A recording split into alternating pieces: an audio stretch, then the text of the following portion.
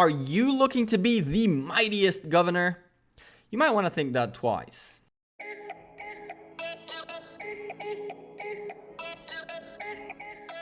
Hey there YouTube, welcome back to the Gekko, another day, another video for you guys. Before we start the video though, I wanted to thank every single one of you who attended the live stream on Saturday. It was so much fun, chilling, talking to you guys. The plan was to get our jumper account started, but that kind of failed. We still had a great 2-hour stream, and I am going to stream once again this Wednesday, probably around the same time, noon Eastern time. On Saturday, I was late by an hour because of a family thing, but everything worked out. And we had a great stream, so see you guys this Wednesday. Hopefully we'll get our jumper account started and going on Wednesday. Let's talk about the Mightiest Governor. The Mightiest Governor event just ended, and I decided last minute to give it a try. At 1 a.m. where I live, the server reset is at 2 a.m. And at 1 a.m. I was like, on the first day, I was like, I have a ton of tier 1s, a ton of tier 2s, and no tier 4s almost. Screw it, I want to upgrade. So I started upgrading, and I saw that I was getting a bunch of points and jumping up on the scale thing on the rankings, and I was like, let me just keep doing this. And I did it till I pretty much ran out of resources, and even then I helped out with a little more resources and pushed. Got about 5.5 million points and called it quits at 3rd place. During the first day, Zul, who won the event, was already at 17 million points, and Shinjen, who also ended up in 2nd place, was already at 2nd place with 9.7 million points. So it was an uphill battle all the way, and I knew that I had absolutely no chance at winning without, at just winning. I knew that that was going to happen. So I was like, you know what? I need to make sure that I at least have set some good expectations, or else, I'm probably going to fail and I'm going to be bummed out. So my goal was maybe top 10, top 5. I was fighting for top 5 at some point. Then I gave up on top 5, went for top 10. I think I ended up 14th, which was a real shame. But it was a shame because I just didn't plan it thoroughly. It was like a last minute thing. And that was a tip that I gave you guys, that we got to plan things ahead. So I ended up in 14th, I think, with 5 Charles Martel sculptures, which was not the best thing, but also it's not the worst possible outcome. So now let's talk about tips that I learned as I went through it, and it's something that you guys are seeing on the screen right here. As you can see, I've been training only tier 2s. I've not been training tier 4s. I've not been training anything but tier 2s, and the reason for that is because I realized that the best solution is to upgrade troops during the first day. Now, I need to backpedal a little bit because I started saying let's do some tips, but maybe some of you guys have never actually done the Mightiest Governor. So the Mightiest Governor is a 5-stage event that has a day of training troops, a day of hunting barbarians, a day of gathering resources, a day of building, researching, and training troops again, and then a day, or well, 2 days of straight up war. Killing event where you get points for killing or severely wounding troops. The most important days, as far as I'm concerned, are the training troops day, which is the first day, last 2 days, which are the killing event. When you get the killing event, that's where you can get most of your points. And literally everyone in my kingdom got most of their points from the killing event. And the training event is where you can grow so you're ready for the killing event, which is kind of neat. The hunting barbarians is a little bit underperforming, I guess. It's not good. There's not enough points. I think Rise of Civilizations really need to increase the points you get from hunting barbarians during the Mightiest Governor, because it really doesn't have that big of an effect. You might get 1,000,000 points if you grind the whole day. And same thing with gathering. It's kind of like, okay, you can get 2-3 million points, which is good, but you're gonna have to work hard for them. Whereas in the killing event, if you find a good 1, 2, 3 good targets, you can end up with all those points of all those days combined.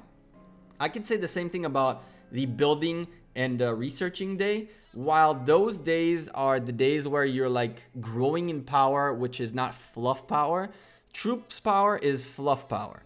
If they die, you lose that power, and you'll lose troops because that's the point of this game. Research and building, though, doesn't go away, so it's not fluff power, and that's why you get much less points. I came to a realization that it took way too many resources to get the points from that. And a couple of these people like Placeboy and Ayla as well really spent a lot on those days. They grew quite a lot. I was super surprised. They grew in terms of power as well, obviously, but it's a very expensive day. And if you don't have the tons and tons of resources you need to get it done, I definitely say training troops is better. What else we have left? The gathering day is just, you know, it is what it is. And we got to the killing, which is most of these people's points right here.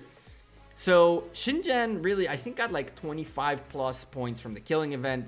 Zool got like 30 points from the killing event, plus 30 million, by the way. I mean in millions.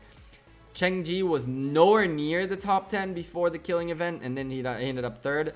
Beat Placeboy by a little bit. That guy's probably a little bit upset because he actually tried really hard in terms of like, he wasn't there for the first day, but every day after I saw him in the top 10. So that's a little bit of a feels bad moment right here. So, you know, it happens. But there was a big war when I was asleep, apparently, that was between... that's why Shingen went to SL, and why there's like Tommy, who's one of our R4s in SOC, went to WOC. And it's like there was a big war going on. People fought. That's where Chengji, sorry about that, and Premise Fella also got their points from that war, essentially. Those are the days where I was like, you know what? I got 1.7 million points from the killing event. I could not find targets because the whole kingdom is aware of the killing event, so they're not gathering, they're not moving around. We had like a policy thing where you're not supposed to hit castles or cities, burn cities, because that's like kingdom policy, which I'm not in charge of the policy. I'm not a fan of it, but it is what it is. We were not burning any cities, or at least that was the rule. Not that people listened to it, but I did, kind of. I burned one guy. Anyway, I didn't burn anything. These guys burned a bunch of stuff. I couldn't find gatherers for nothing because people know it's killing event, therefore don't farm. So there wasn't really too much to do. What people did is they set up fights. They set up awesome fights between each other, and that's what I did as well. I found a partner, someone who was willing to like fight me, and we did a little bit of a training in terms of PvP, and I lost quite a lot, but I learned also quite a lot from him. And that's where I got some points. But it just got to the point where I realized that I was so far behind that it would have taken me a substantial amount to actually make it to the top 10. The 10th place doubled plus minus the amount of points I had. So I was like, I'm going to call it quits as it is. Ended up 14th, and it sucked, but I learned a lot. And the first thing I can tell you is that you need to start super strong. What I'm doing is I'm going to skip the next Mightiest Governor. And then for the last one, that is a Charles Martel one, I'm going to try to get a big push going where all the tier 2s that I'll be training throughout that time will be upgraded to tier 4s on the first day. Hopefully I'll have the resources and the speed ups for it. But yeah, I'm going to probably push for like 10, maybe 15 million points on day 1. What I really don't like is that idea of setting like a high bar early on because it gives everyone a week to catch up. But at the same time, if I can end up top 10 just from that, it'll be great. Add to that the killing event and gathering and all that kind of stuff, then it will definitely help me. So the first tip I have for you guys is plan ahead and do day 1 really well. And then use the kill event towards the end to really buff up your points extra and ensure your victory, which is what Zool did essentially, which is what Shingen did. They were in first and second place from day 1, and they kept it the whole time. The next tip I have for you guys is, just as I mentioned, train only tier 2s and just upgrade them during the Mightiest Governor. It is worth it. It's also worth it in terms of resources, if I'm not mistaken, that it's cheaper to train and then upgrade than actually just train. So that's another thing that you might want to consider.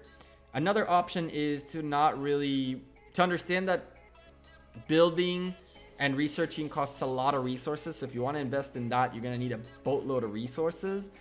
And finally, honestly, every kingdom right now has the ability to see the kingdom's Mightiest Governor historical rankings. Go to your kingdom, look at what's up. This guy spends a ton of money. This guy spends a ton of money. This guy spends a ton of money.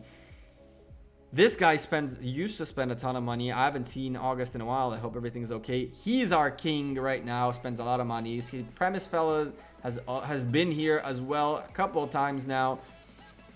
Don't go crazy. If you know that in your kingdom you're not able to keep up, save your resources, save your stuff, and do the little like individual events like you have from the ground up events, where you can spend all these different speed ups, and the rankings for those can actually get you a really good deal in terms of sculptures. This is not 180 sculptures, right? But it is something.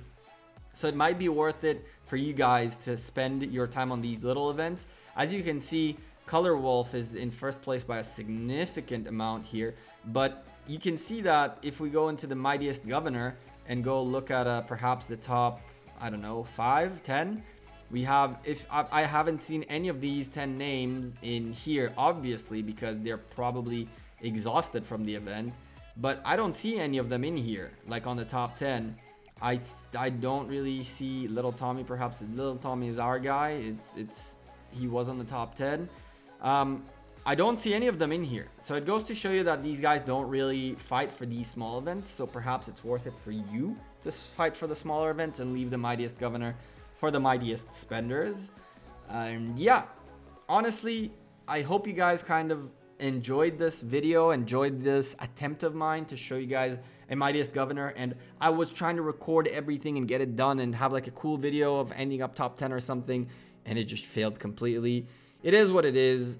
Even YouTubers or content creators, whatever you want to call us, and like people who are affiliated with this game do have a hard time playing this game and getting like placed in a high place in these events, because we fight with other people in this kingdom. Now, I do have a ton of gems that I could have spent on the event, because I have a little bit of a spending issue in this game.